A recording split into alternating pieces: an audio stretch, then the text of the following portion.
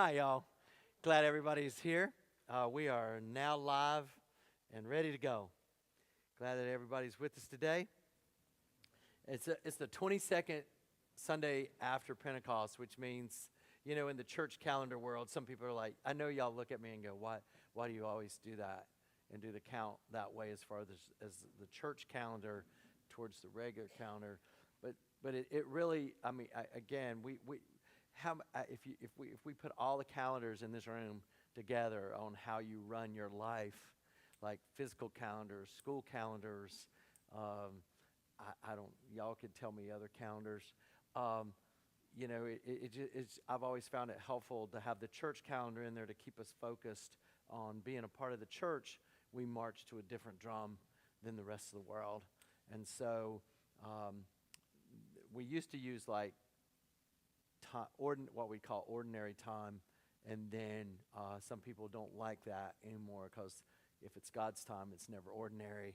But I always kind of like to think of it the opposite way, that we live a lot of ordinary lives, moments in our life, but God's a part of those anyway. But we're stepping towards the end of the church calendar year when we get to Christ the King Sunday, which kind of reminds us, sums the whole year up. Christ is King of the world and our lives and the universe. And then, the next Sunday is first Sunday of Advent. You start all over again. You tell the story one more time, which is our mission as the church is, Deuteronomy 6:4, tell this to the next generation so they can tell it to the next generation, so they can tell it to the next generation. That's what we're supposed to do. That's our job. Yeah, godly play. Yeah, the cycle. It really is a helpful thing to keep us in mind that when we're out in the world, we're marching through our life, and even like when we talk about Lent, and we think about that time as this season, the 40 days of where we kind of sacrifice and we give away our candy bars or whatever it is we choose to do, and to set that time aside to think about our own sinfulness and the like. And people go, well, you should do that all the time. I know we should. We just don't.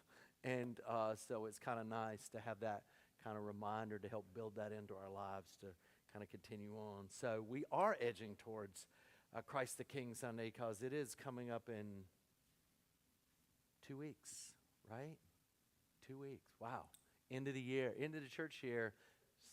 Hit Advent where you prepare your heart for the Christ coming on Christmas.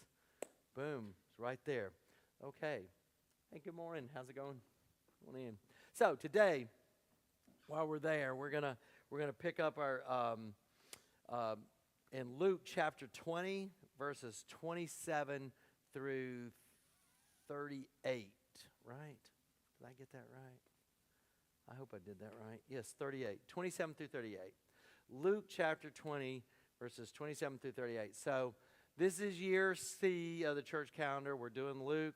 So when we get finished with Luke and we go back to Advent, we'll go back to A, which is Matthew.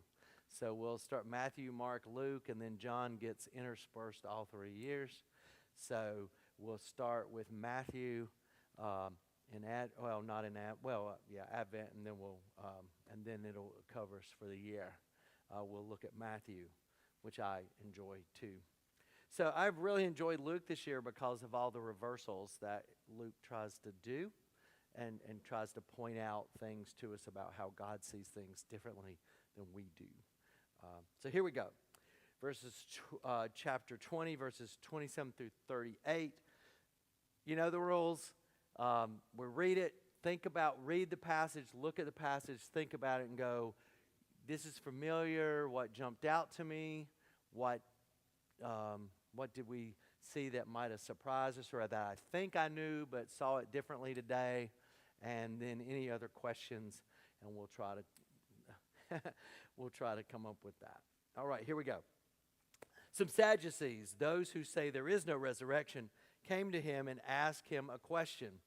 Teacher, Moses wrote for us that if a man's brother dies, leaving a wife but no children, the man shall marry the widow and raise up children for his brother.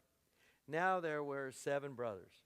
The first married and died childless. Then the second, and then the third married her, and so on. In the same way, all 7 died childless. Finally, the woman also died. In the resurrection, therefore, whose wife will this woman be?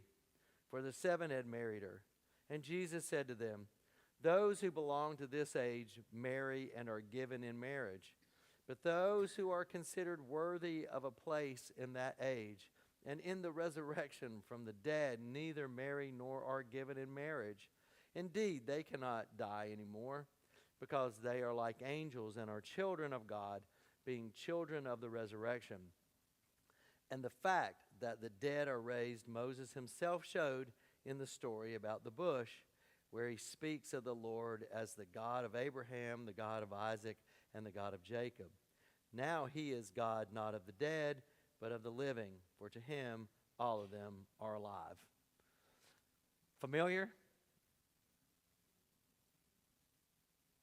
Okay. I love that show because people are like, yeah, and some are like, I don't know. Again, that's okay. It's okay. Again, like the interesting story is, because I spend so much of my time doing this, I just assume, yeah, everybody knows this story. And maybe not. Maybe not. Okay. Sadducees are trying to trap him. Sadducees could care less about what they're really asking. They're trying to show the absurdity of resurrection. Now let's talk about Sadducees a little bit. They're the different groups that Jesus deals with. Pharisees, Sadducees, there's a group of theological or religious people of the day, the religious orders of the day, and the Pharisees are more common, and they actually, although the scripture, we try to tend to pit Jesus against them, those two groups were much more, Jesus and their theology was much similar than when you get to the Sadducees. The Sadducees were a smaller group, but they were the higher religious group. They were like, to be with them, you had to be, you had to be, they were pretty serious people. But they, and this is where it gets kind of crazy, but we'll talk about it. This is, remember, Jesus, the what we call the Old Testament was not canonized and not put in final form until the Council of Jamnia in somewhere between 90 Common Era and 100 Common Era. So that's like 60 years after Jesus. So the text that they were using at Jesus' time, not necessarily completely solidified as these are the ones we use, and we don't use those. So, but the Sadducees, the only scripture that they held to as being legitimate, these are the only things we're talking about. All the rest of it, no, nothing, is the first 5 books, the Torah, the book of Moses. And notice when they quote, they quote Moses. All they're interested in is the first 5 books. And this notion to them, and notice who did Jesus use back as a reference to them? He didn't reference Isaiah or Jeremiah. That's a waste of time. He goes back to the burning bush, and talks about Moses. Jesus wasn't born yesterday, and so he's like, I'm not going to waste my time talking to them with texts they're not interested in, that they don't even hold to. So, but they only hold to the first 5 books. Oh yeah. In the council, the Council of Jamnia, when they're in 90, it's funny you should mention that. Were the Jews the ones that did it? Yes, because Council of Jamnia was a Jew for what we call the Old Testament. Of course, our Jewish brothers and sisters called the Bible, and so at this point, the reason they finally said, let's sit down and say these are the books we hold to and push out all the others that we don't. 2 reasons. Number one, Christians, that far after Jesus, they're like, We don't want any of their books getting in here. And Gnosticism, which was a problem for Christianity and for the Jewish. Yeah, Gnosticism is this whole other, spiritual, Jesus is not a real body, he wasn't a real person, and flesh is bad, spirit good kind of thing. But so that is what forced them ultimately to say, these are the books, and there's others right now. As Christians, the Nicaea, I think in 360 something, that's when they finally said, these are the books we're holding to. Get rid of all the others. Right. And then of course you have the Roman Catholic Church and the Episcopalians, who hold to those extra books called the Apocrypha, which the rest of the Protestant world, minus Episcopalians, that we just don't. We've made a choice that those aren't part of the 66 that we hold to. So that aside, so here they are. They do not care about resurrection. They're just they're really asking a question, a religious question, to show the absurdity of this afterlife thing. So they didn't hold to an afterlife. Basically, from the Jewish tradition of the Torah and the like, the way the way your life lived eternally was through property and children. That's why the notion of bearing children is what gave. This is not Neil saying this, okay? So everybody it's what gave women their place. And so while you have, in 1 Samuel, Hannah, that whole struggle of having children, is being barren is not good, because you don't pass. That's how you pass along this notion of life and life continuing on. So about 400 years-ish before Jesus, the notion of resurrection starts developing for the elect, those people who God had chosen, that there's this afterlife, this notion of resurrection. And so it's kind of a new idea compared to what the Sadducees were willing to hold to. Say this in the sermon today, they're kind of the ones that are like, hey, we ain't never done this that way before, that kind of mentality. And so we're not having any of this new stuff. That's what the Sadducees are kind of where they're coming from. Hey, so they are making fun of the notion of resurrection, but and they're doing it in a way that points out, well, kind of in a practical notion for them, because they're showing an actual, once upon a time kind of reality here. Hey, there's this guy. He's got a wife. They don't have kids. He dies. What is their law? Their law was this woman being, not Neil saying this, but because she was property. And so she couldn't own property or anything. So if she didn't have marriage, then she's out on the street. And so she hands down to the brother. And then so you get to heaven, and so this notion of afterlife is exactly like life as we know it. She's got a problem. Who does she belong to? Okay. And on a legitimate, you can see why they're pointing out. You see the absurdity of this. And so Jesus handles it, saying, "Oh well, I can, you're looking at things from the way we see things. This is how life as we know it. But in resurrection, things might be a little different, right? Okay. So, what do you think about Jesus' answer? You like the answer? Yeah. Okay. Okay. Yeah. Okay. Well, and let's. How much time do I have left here? Oh, I guess still got to come. Say what? Yeah, like yeah, yeah.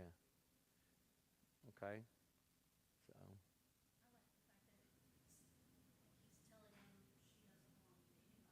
Uh huh. Yeah. And we've said that's yeah, that's true. And as we've said before, Luke of the four Gospels does the most about raising the place of women, and than the other Gospels when it comes to Jesus. Not that I mean, remember the culture they're in. I mean, this is very. I mean, these texts weren't written in a vacuum. There was a culture that was very much in that way. And so Jesus is kind of elevating there in this part. Yeah. Um, what else about this passage jumps out?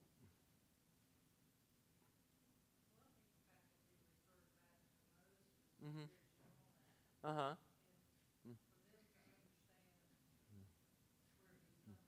Uh huh. Yeah. Yeah. Yeah. He calls them a part of the living. Yeah. And I personally, that could be debatable. They could say, I don't. I mean, I don't know if they would have accepted his answer or not.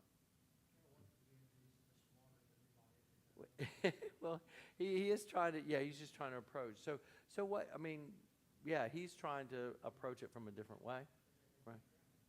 Yeah, and at least the way we hear the story, yeah, Jesus does not, you know, is not weighed down underneath their question, right? So, how do we think about this though? I mean, and he's also trying to tell them that the notion of when the presence of God is in fullness and all things are made new, um, maybe the world in which we know it then isn't like the one we know now. And think, yeah, yeah,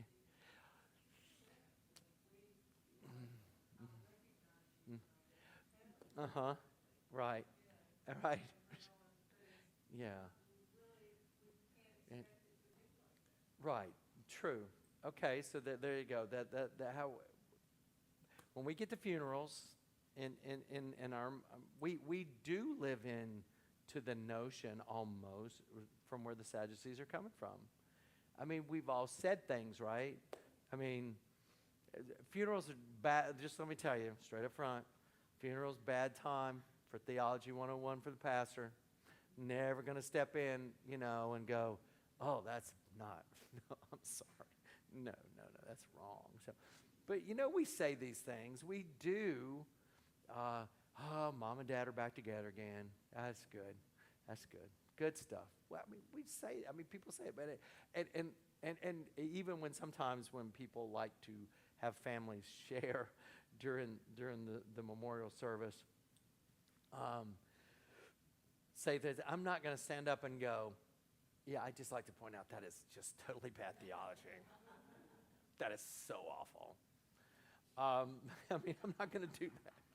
And then when we get to those places too, where God forbid you have a young one pass, and then somebody stands up and says, "Well, God just needed another angel."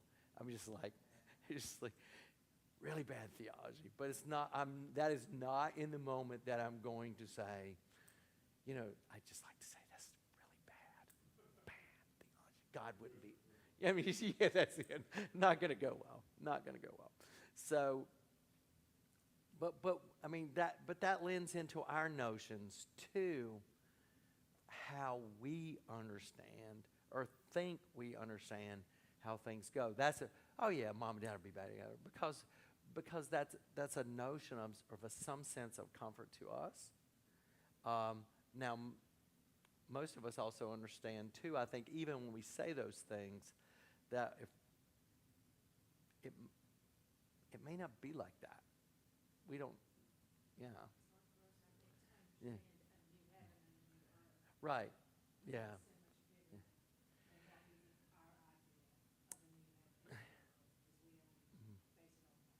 Right. And nobody's come back. Yes, right. We do not know. I know this. Yeah, yeah, right. Um, uh, yeah, there was a. Re, remember, Dad. My when I was in. This was when I was doing urban ministry. I was in divinity school, and it was in the early '90s, just in the heart of the new AIDS, HIV, everything, and we worked with a lot of HIV folks in inner city Durham. And my very first one, we're getting right there close to when she was gonna pass away, and she was just, her name was Deb, and she just looked at me one day and said, what's on the other side of this? I was like, I don't know. I'm just a first year divinity student. That's not what I said to her. That's not what I said. I say, hold on a semester.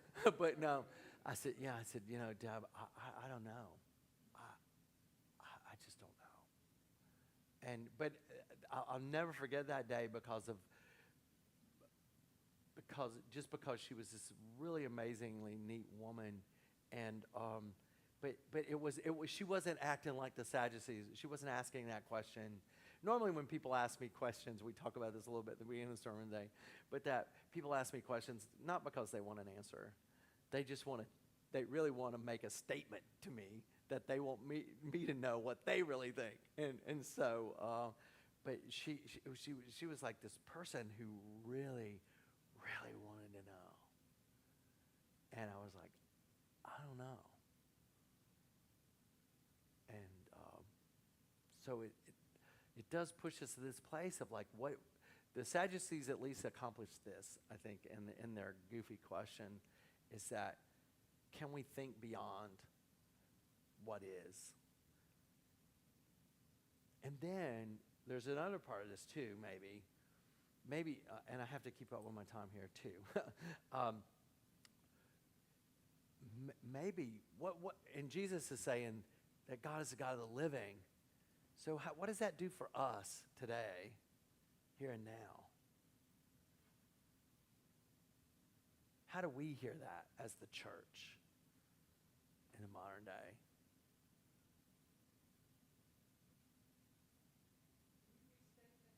I don't know. Oh yeah, Deb. Yeah, I did not check my question with my former educator wife. And she's like, she's the one. She's the one. I know. Yes, yeah, that's true. It's true. Wait, is there a better way? I'm failing. Is there a better way I can ask that question? Or do you hear a better question? Yeah. I'm not even sure I can do that. That Jesus says that God is the God of the living. And so how do we hear that as the church today? Okay, we serve a living Savior. And what does that mean?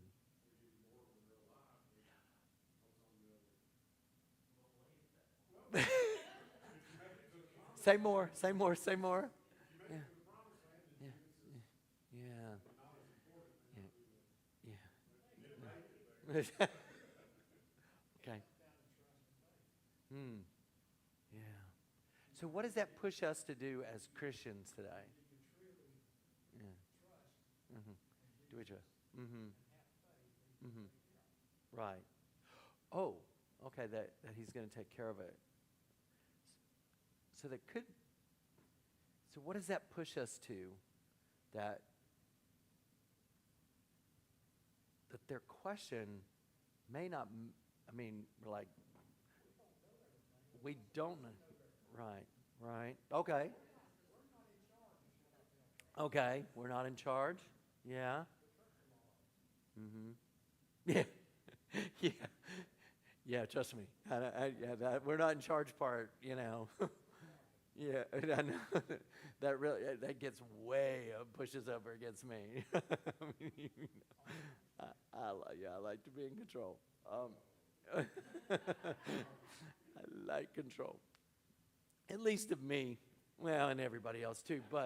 Um, but, but that's, uh, so could it mean that question isn't, it really isn't even so much our issue or our focus as the church? What comes next? It's really that they hear. Mhm. Yeah, I mean, yeah. Okay, okay. That God is God. God's going to take care of those things, and that when we get there and we go, oh my gosh, this isn't what I was looking for at all. Yeah, right. Yeah, I haven't been there. I don't know. Yeah. Mm. Mm-hmm. Yeah.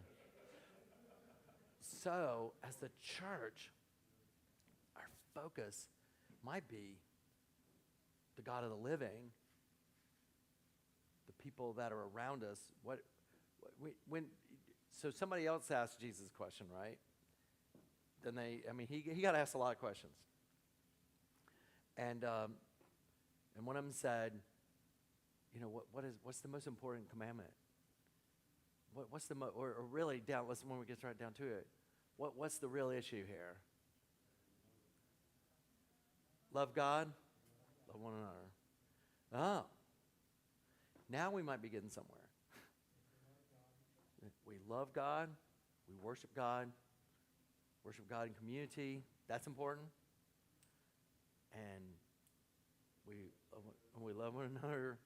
Yeah, and that part beyond our control. That's not our focus here.